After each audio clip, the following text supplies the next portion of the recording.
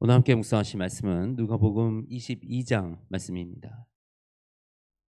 예수님의 마지막, 이 십자가에 가시기 전에 그 마지막을 준비하고 계시는 그 예수님의 모습, 그리고 예수님이 그 유다의 배신으로 붙잡혀 가시는 그 모습이 오늘 22장 안에 기록이 되어 있습니다. 먼저 우리가 좀 살펴보기를 원하는 것은 이 제자들의 마음과 예수님의 마음이 어떻게 달랐는가라는 부분입니다. 예수님은 자신이 이제 십자가에 못 박혀 고난을 받으실 것을 알고 계셨고, 그것을 준비하시면서 그 마지막 그 유월절을 맞이하고 계셨습니다. 그런데 제자들은 어떤 생각을 가지고 있었는가? 우리 24절 말씀입니다. 22장 24절 말씀에 또 그들 사이에 그중 누가 크냐 하는 다툼이 난지라. 제자들은 지금 이제 제자들도 알아요. 아, 때가 되었다. 우리 예수님이 이제 왕이 되시는 때가 되었다. 이것을 안 겁니다. 그런데 예수님께서 왕 되시는 방법은 십자가에 못 박혀 죽으시고 부활하심으로 이 통치자가 되시는 건데, 제자들은 그 사실을 듣고도 이해하지 못했고, 예수님이 죽었다 다시 살아나신다 말씀하셨지만 그게 이날인 줄 모르고 있었던 것입니다. 그래서 제자들은 완전 예수님과 동상이몽을 하고 있는 것입니다.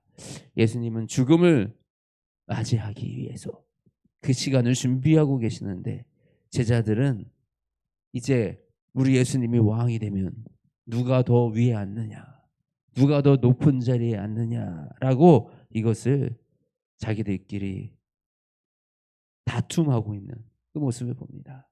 얼마나 안타깝고, 얼마나 어리석고, 얼마나 이 속상한 일입니까? 예수님이 보시기에 얼마나 속상하셨을까?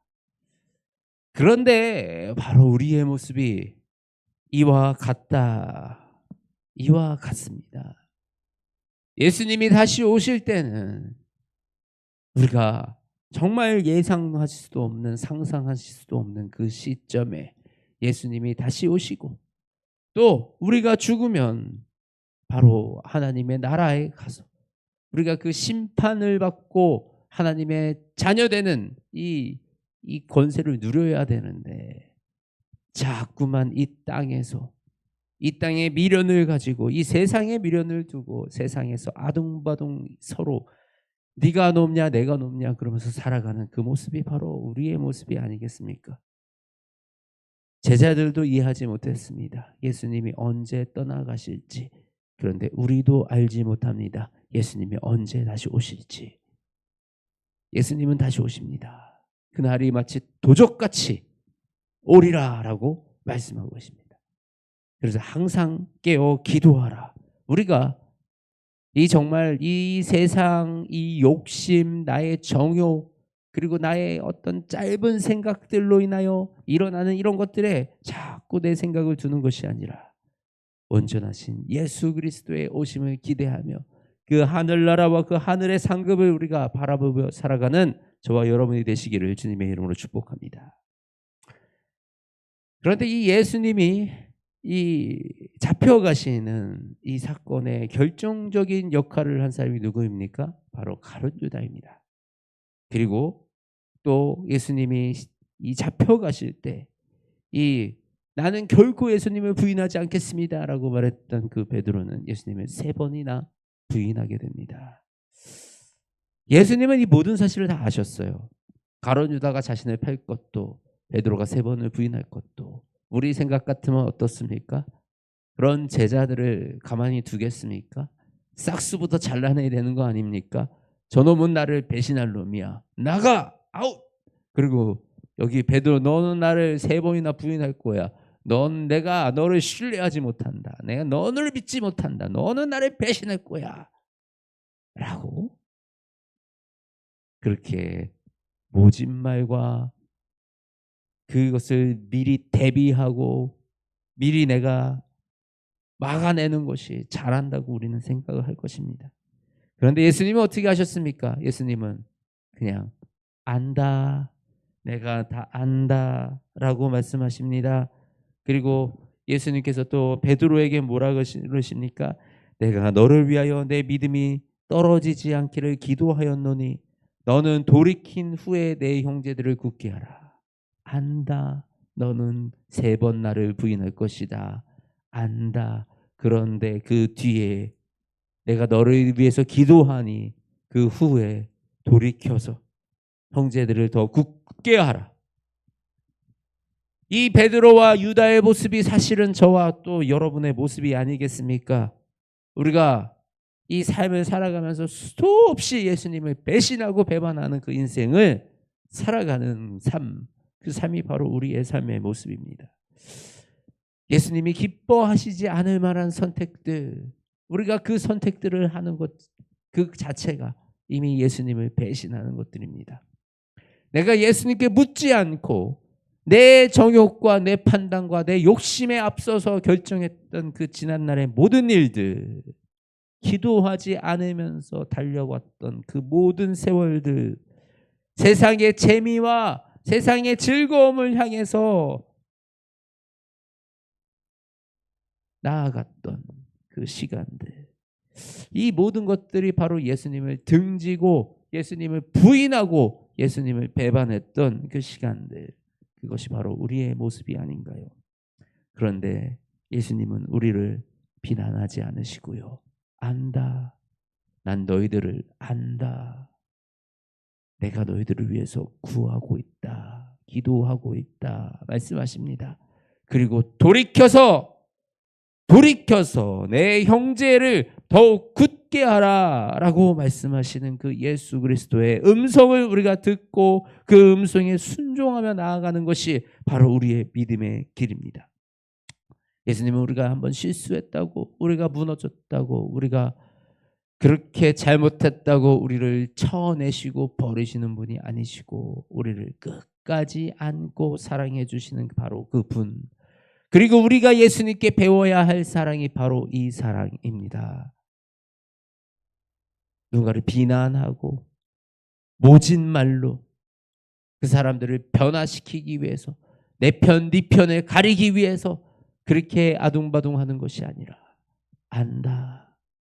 네가 나를 배신할 걸 내가 안다. 네가 뒤에서 나를 욕하고 다니는 것을 내가 안다. 네가 결정적일 때 나를 돕지 않고 피할 것이라는 것을 내가 안다. 그럼에도 불구하고 난 너를 사랑한다. 난 너를 위해서 기도한다. 이것이 바로 예수님께서 우리에게 보여주신 그 본이 되는 사랑의 모습이 아니겠습니까? 저와 여러분이 바로 이 사랑을 가지고 살아가는 주님의 제자들이 되어지기 원합니다. 오늘 이 예수님께서 이 유월절을 맞이하고 유월절 식사를 하시고 그리고 이 제자들에게 가르치시고 잡혀가시고 감난산에서 기도하시고 잡혀가시고 그래서 그 끌려가서 희롱당하시고 공회 앞에 서기까지 이 모든 것이 순식간에 일어나는, 이 유월절을 준비하는 것부터 아주 긴박하게 마지막에 이게 뭐 한 1, 2주 막 이렇게 된 것도 아니고요. 유월절 준비하는 뭐 하루 이틀 전부터 바로 유월절 날까지 2, 3일에 바로 일 안에 이 모든 일이 일어났던 것입니다. 그리고 이 저녁 만찬부터 베드로의 부인할 것을 이르시고 그리고 베드로가 부인하고 잡혀가시고 이 모든 일은 하룻밤 사이에 공회가 이루어지는 것까지 그 새벽에 공회까지 아주 이 긴박하게 찾아왔던 예수님의 마지막 모습을 볼 수가 있습니다. 그런데 예수님은 다 아셨잖아요. 마지막에 지금 어떤 일이 언제 일어날지 다 알고 계셨는데 예수님이 그 마지막에 제자들을 모아서 하셨던 것이 무엇입니까? 바로 만찬이었습니다. 만찬. 이 유월절 만찬을 제자들과 함께 하셨습니다. 예수님은 이 본인의 사역을 본인이 다 하신 게 아니에요. 예수님은 그 본인의 사역을 제자들을 통해서 이루어 가시도록 그렇게 하셨습니다. 그래서 내가 다 하는 것이 아니라 제자들을 세워서 그들을 통해서 그리고 그 제자들의 제자들을 통해서 그 제자들의 제자들을 통해서 이 사역이 이루어져 나아갈 수 있도록 예수님은 그렇게 하셨습니다. 그런 예수님, 정말 우리가 배울 리더십, 최고의 리더십을 가진 그 예수님이 선택하신 그 방법은 마지막 때까지 그 사람과 그 제자들과의 관계 속에서 또 그들에게 성만찬을 통해서 나의 이 떡을 떼라, 이 잔을 마시라라는 그 가르침을 통해서 예수 그리스도의 몸이 보혈이 우리와 함께 영원히 있는 그 관계를 가르쳐 주고 계시는 겁니다.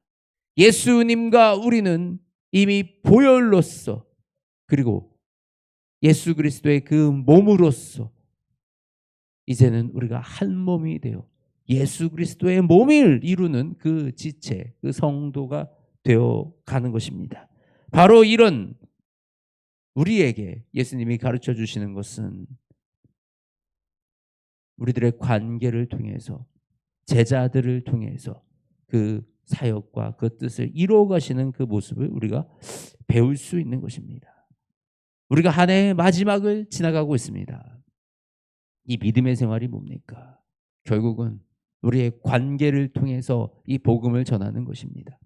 예수님은 이 제자들과 깊은 관계를 통해서 복음을 전하셨습니다.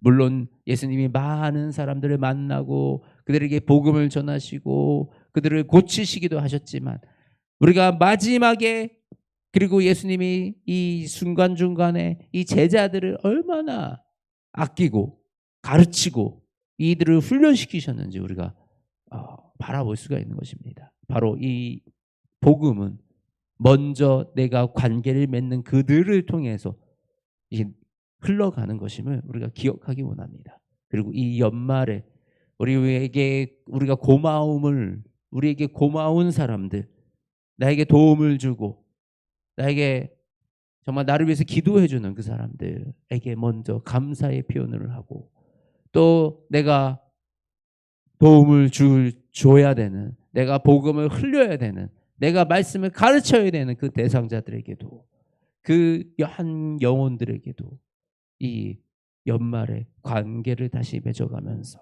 우리가 온전한 주님 안에서의 한 가족, 주님 안에서의 한 이 공동체를 세워나가는 그 일에 힘쓰는 저와 여러분이 되시기를 주님의 이름으로 축복합니다. 그렇게 우리를 통해서 먼저 제자들을 통해서 그리고 그 제자가 더 많은 사람들을 향해서 복음을 전하는 예수 그리스도의 그 리더십, 예수 그리스도의 그 복음의 전함, 제자의 양육을 우리가 잘 눈여겨보고 저와 여러분의 삶 가운데 이 예수님이 세우신 길들을 따라가는 은혜가 있기를 주님의 이름으로 축복합니다.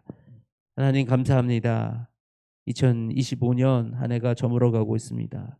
너무나도 많은 은혜, 많은 도움, 많은 사랑 받으면서 이 한 해가 지나갔습니다. 하나님 우리가 그 사랑들을 기억하게 하시고 하나님 그 사랑에 우리가 응답하며 그들과 관계를 맺으며 또 이 감사한 마음을 표현하는 이 연말이 되게 하여 주시옵소서. 그리하여 하나님 우리가 이 사람들로 하여금 그 한 영혼이 세워져 그 영혼들이 주님의 그 사랑을 전하고 복음을 전하는 그 도구로 그 메신저로 세워질 수 있도록 주님 은혜 더하여 주시고 그 모든 한 영혼에게 성령의 충만함을 더하여 주시어서 가는 곳마다 성령의 기름 부으심과 성령이 가르쳐 주시는 그 말을 통하여 하나님의 영광과 하나님의 복음이 전해지는 역사가 일어나게 하여 주시옵소서. 온전히 주님을 찬양합니다. 주님을 의지합니다. 우리를 위하여 이 십자가를 지신 예수 그리스도의 그 사랑을 우리가 바라보니 하나님 우리가 그 사랑 닮아가는 그 예수님의 십자가 함께 메어 나아가는 그 제자들이 되게 하여 주시옵소서. 사랑이 많으신 우리 주 예수님의 이름으로 간절히 기도드립니다.